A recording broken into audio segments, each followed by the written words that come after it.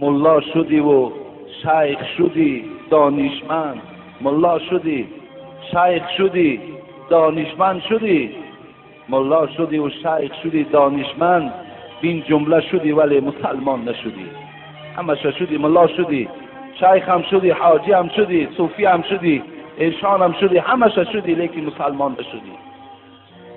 مقصد مسلمان شدن است. بعضی از حاجی ها را گوش کردیم آمدن همون مکانهای مقدس را تنقیب میکنن، بگوید همه مسلمانی در ما بوده است. بله 50% خانت به نماز مسلمانی در تو است. تمام معرکات به عرق میگذرد، مسلمانی در تو است. دخترات همه بی حیا هستند، مسلمانی در تو است. اینا در ما و شما حقوق نداریم. امیدی رحمتش آرنده باشی، ز قهرش هم مگر ترسنده باشی.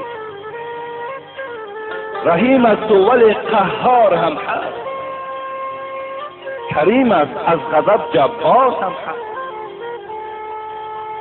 که عبد خائفش اندر امان است، سزای قهر ناترسندگان است.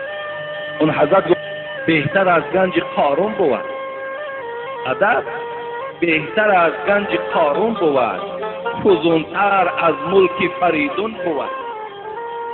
بزرگان نکرد